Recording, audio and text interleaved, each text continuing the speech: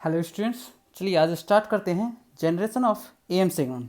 हम लोगों ने लास्ट क्लास में देखा था इसके बारे में, मॉड्यूलेशन कैसे होता है ये सब देखा था, सारा चीज़ इसके बारे में पढ़ चुके हैं। चलिए अब हम लोग पढ़ते हैं generation of AM signal. Generation of AM signal is for the generation of AM signal following modulator are use. There are two types of generation of AM signal, square law modulator and switching modulator. मतलब दो type के होते हैं, एक square law modulator होता है और switching modulator होता है। फर्स्ट स्क्वायर लॉ मॉड्यूलेटर हम लोग इस क्लास में देखेंगे और नेक्स्ट क्लास में स्विचिंग मॉड्यूलेटर देखेंगे। तो चलिए इस क्लास में हम लोग स्टार्ट करते हैं स्क्वायर लॉ मॉड्यूलेटर। ठीक है, चलिए in this circuit we are using a square law device like diode, so in it is known as square law modulator। Square device किसका मतलब होता है, जो हम लोग देखिए यहाँ स्क्वायर डिवाइसेस है, इसके जगह हम लोग क्या करते हैं, जस्ट लाइक अ डायोड यूज़ करते हैं, आइडियल डायोड यूज़ करते हैं, तो ये स्क्वायर लॉ मॉड्यूलेटर कहलाता है। चलिए इसके हम ये देखिए ये क्या होता है। ये स्क्वायर लॉ डिवाइसेस का जो इनपुट है वो क्या है V1 और आउटपुट क्या है V2। तो इनपुट क्या है इज मैसेज सिग्नल और कैरियर सिग्नल का कॉम्बिनेशन है। इस दोनों को ऐड करने के बाद जो भी कॉम्बिनेशन आता है वो स्क्वायर डिवाइसेस का इनपुट होता है। वो जो उसका जो आउटपुट होता है वो बैंड पास फिल्टर से पास करता है, और बैंड पास फिल्टर के थ्रू पास करता है। और उस जो V2 इनपुट है, इसका V2 इनपुट और ये इसका जो आउटपुट होता है वो हमारा मॉड्यूलेटर सिग्नल होता है।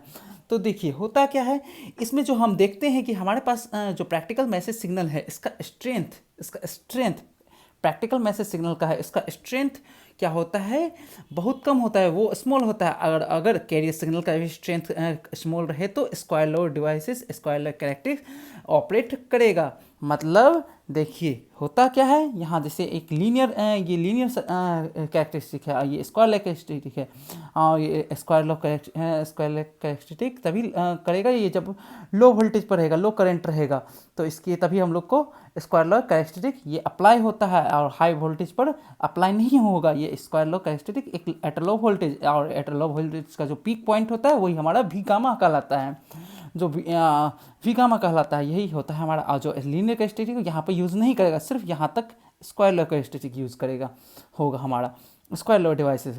तो relationship between V output and V input for the square law device is given as, देखिए वी इनपुट और वी आउटपुट जो है ना, इसके रिलेशन के बीच में वी आउटपुट जो होता है, हमारा जो आउटपुट होगा उसका जो आउटपुट निकलेगा क्या निकलेगा, A0 VI प्लस A1। तो देखिए A1 V1 square plus A2 V1 cube. तो इसी तरह ये चलता चलेगा। तो A1 A2 A3 ये सब जो है क्या है, कांस्टेंट है, स्क्वायर लॉ का कांस्टेंट है ये सब इसी तरह।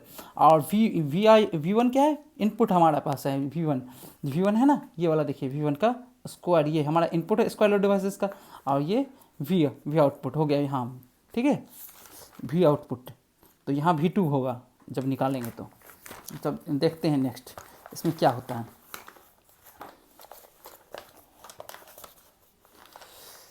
इसके अंदर हम लोग देखते हैं डायोड जो कैरेक्टरिस्टिक है, हम लोगों ने मैं बोला ना कि जब लो वोल्टेज होता है तो स्क्वायर लॉ कैरेक्टरिस्टिक होता है, और जब हाई वोल्टेज होता है लीनियर कैरेक्टरिस्टिक होता है। It means when the applied voltage V I less than V1 less than V gamma diode, तो then the diode shows square law characteristic. अब ये बोला ना, जैसे ये जो होता है डायोड, ये होता है जब यहाँ होता है जो इनपुट होता है तो ये स्क्वायर लॉ होता है। जब एंड इफ वी इनपुट है, अब ये क्या है, वी आउटपुट है। तो अगर वो जो इनपुट है जो वी गामा से ज़्यादा बड़ा होगा, ग्रेटर देन होगा, तो क्या होगा, लीनियर कैरेक्टरिस्टिक होगा, ये लीनियर कैरेक्टरिस्टिक हो जाएगा पूरा। तो इसी तरह होता है। सो input of the diode is the sum of the message signal and carrier signal which represent by V1 and the peak voltage is V gamma। अभी बोला ना, जैसे डायोड का, जैसे हम लोगों ने पढ़ा ना, डायोड का क्या है, इनपुट V1 है और आउटपुट क्या है, V2 है। और जो पीक वोल्टेज है यहाँ हम लोगों ने यहाँ पढ़ा ना, पीक वोल्टेज क्या है, इसका V गामा है। अभी यहाँ जैसे इसका जो पीक वोल्टेज होता है V गामा होता है, ठीक है। तो V1 क्या हुआ हमारे पास, V1 क्या होता है, मैसेज सिग्नल और कैरियर सिग्नल का कॉम्बिनेशन होता है। तो ठीक है, हम लोग मैसेज सिग्नल को लिए message V1 equal to MT, और कैरियर सिग्नल क्या है AC cos omega omega C T, या हम लोग ये भी बोल सकते हैं A C cos 2 pi F C T. तो आउटपुट सिग्नल का क्या है, आउटपुट सिग्नल हमारे पास कितना है, इसका क्या है, आउटपुट सिग्नल हमारे पास ये है स्क्वायर लॉ का V2 है। तो V2 है, तो हम लोग यहाँ से रिलेटेड कर, देखिए यहाँ से रिलेटेड करके देखते हैं क्या है, V2 equal to A1 V1 plus A2 V1 square A3 V1 cube, जहाँ A1 A2 3 हमारा कांस्टेंट है। तो हम लोग क्या करते हैं, सिंप्लिसिटी के लिए हम लोग दो टर्म को लेते हैं, ज़्यादा बड़ा नहीं लेते हैं, सिर्फ दो टर्म को, A1 V1 और A2 V1 स्क्वायर। तो हम इस दोनों टर्म को लिए V2 को। देखिए A1 V1 हमारे पास क्या है, V1 ये है हमारे पास, ये इनपुट है, तो इस इनपुट को यहाँ सब्स्टिट्यूट कर दिए। फिर क्या किए, A2 फिर V1 का स्क्वायर। तो यहाँ A2 का A1 का ये हम लोगों ने लिख दिया, और A प्लस ये देखिए यहाँ देखिए स्क्वायर है A प्लस बी का होल स्क्वायर, तो A square plus B square plus 2AB यहाँ लग जाएगा। तो यहाँ लगा सकते हैं, तो एम टी का एम स्क्वायर टी, फिर यहाँ हम लोगों ने लिखा A C cos 2 pi F C T का स्क्वायर करेंगे तो क्या आएगा, A C square cos square 2 pi F C T plus 2AB। तो 2 इंटू ए के ए और बी, तो 2AC M T cos 2 pi F C T. तो क्या होता है, ये इक्वेशन हम लोगों ने दो मान लिया। तो दिस इज जो ये इक्वेशन है, ये आउटपुट हो गया हमारा, किसका आउटपुट हो गया, स्क्वायर लॉ डिवाइसेस का। यही हमने लिखा है यहाँ देखिए, this one is the output of the square law devices, SQL devices. And now passing through the band pass filter से हम लोग पास कराते हैं ना, और इसका आउटपुट स्क्वायर डिवाइसेस का output. The band pass filter should be such that it has to allow only the frequency band of AM signal. So the response of band pass filters should be as shown in figure. तो हम लोग यहाँ देख सकते हैं, यहाँ होता यह है कि FC के आसपास, ये बात हमेशा ध्यान रखिएगा, मैं पीछे लास्ट क्लास में भी बोला था, ये जो FC के आसपास का जो होगा ना, जो फ्रीक्वेंसी होगा उस डिजायर्ड फ्रीक्वेंसी का, वही सिर्फ लाइक करेगा, बाकी फ्रीक्वेंसी लाइन नहीं करेगा। मतलब FC के अगल बगल कौन सा है हमारे पास, FC माइनस डब्ल्यू और FC प्लस डब्ल्यू, इतने के बीच में ये लाइक करेगा। अब यहाँ अगर ये FC से 2FC हो जाएगा तो यहाँ लाइन नहीं करेगा, FC से माइनस 2FC हो जाएगा, ये भी लाइन नहीं करेगा, तो सिर्फ इसके बीच का ही लाइक करेगा। तो हम लोग यहाँ देखते हैं कैसे क्या करता है, ठीक है। तो band pass filter output will be the find modulator signal SAMT।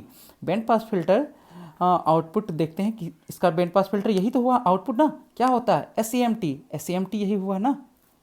जो हमारे पास जो स्क्वायर लॉ डिवाइसेस का आउटपुट होता है, स्क्वायर लॉ डिवाइसेस का आउटपुट होता है, वो बैंड पास फिल्टर का इनपुट होता है। जो बैंड पास फिल्टर का इनपुट है, आप उसको पास करके बैंड पास थ्रू से पास करवाते हैं, तो बैंड पास फिल्टर का आउटपुट होता है। तो बैंड पास फिल्टर का आउटपुट क्या हुआ कि जो मॉड्यूलेटर सिग्नल हुआ, जो इसके सिग्नल के आसपास जो डिजायर्ड वैल्यू होगी इसकी, वही पास करेगा। तो यहाँ सबसे बड़ी बात है हम लोग को देखने वाली, यहाँ हम लोग देखेंगे कौन सा लाइक करेगा, कौन सा नहीं लाइक करेगा। तो हम लोग को यही अच्छे से थोड़ा देखना होगा और समझना होगा कौन सा लाइक करेगा। तो देखते हैं कि कौन सा लाइक करता है। देखिए ये क्या है, A1 MT plus AC cos 2 पाई FCT। देखिए ये MT क्या है हमारे पास, मैसेज सिग्नल है। तो ये मैसेज सिग्नल हमें तो क्या चाहिए, मैसेज सिग्नल। ये देखिए message signal modulate message signal, ये हमें नहीं चाहिए, ये वाला हमें नहीं चाहिए।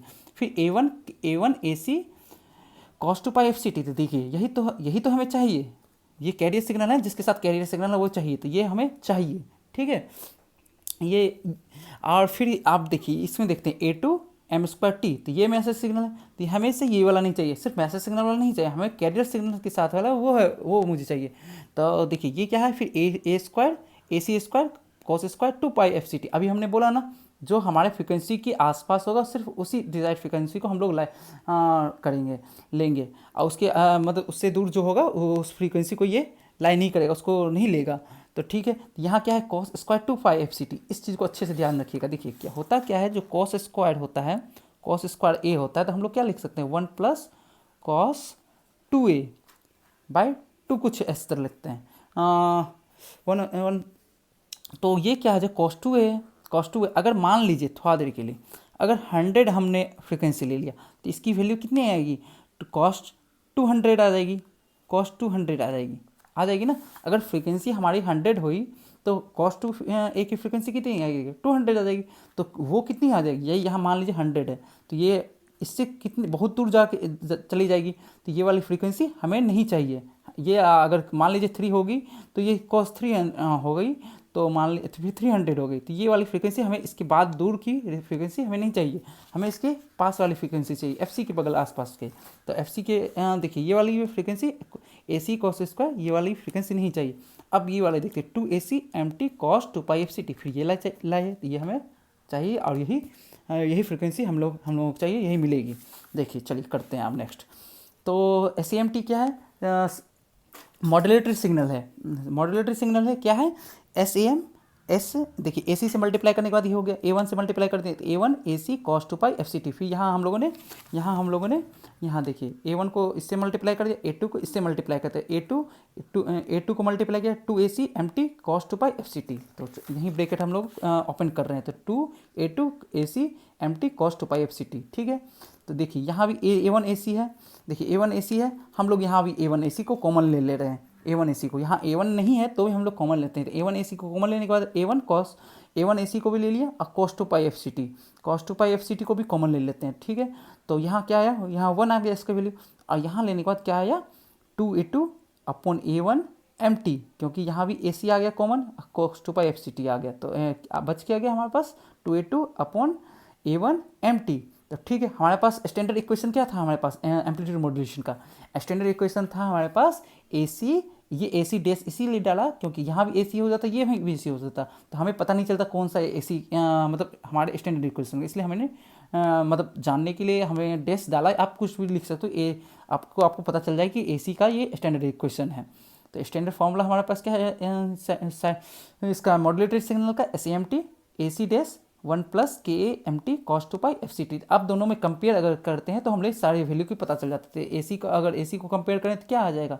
AC A1 A' को आ जाएगा, कंपेयर करते हैं तो क्या आ जाएगा? A1 AC आ गया। अब KA को कंपेयर करें, KA को कंपेयर करने से क्या आता है? 2A2 A1 आ गया। ये जो 2A2 A1 है, ये हमारे पास एम्पलीट्यूड सेंसिटिविटी है, ठीक है। ये हम लोगों ने पीछे भी पढ़ा था, लास्ट मतलब स्टार्टिंग के मतलब जो निकाल रहे थे फॉर्मूला, तो ये वहाँ भी पढ़े थे क्या होता है एम्पलीट्यूड सेंसिटिविटी। तो ये हमारा ये दोनों निकल गया, और हमने पढ़ लिया कि कैसे स्क्वायर लॉ डिवाइसेस काम करता है, उसको कैसे वर्क करता है, उसकी सारी चीज़ हम लोगों ने देख लिया। इसके नेक्स्ट क्लास में हम लोग देखेंगे कि स्विचिंग मॉड्यूलेटर क्या होता है, और इसके एक एग्जांपल भी हम लोग देखेंगे स्क्वायर लॉ डिवाइसेस का क्या होता है, कैसे काम करता है। चलिए ठीक है, मिलते हैं नेक्स्ट क्लास में। Okay bye, thank you.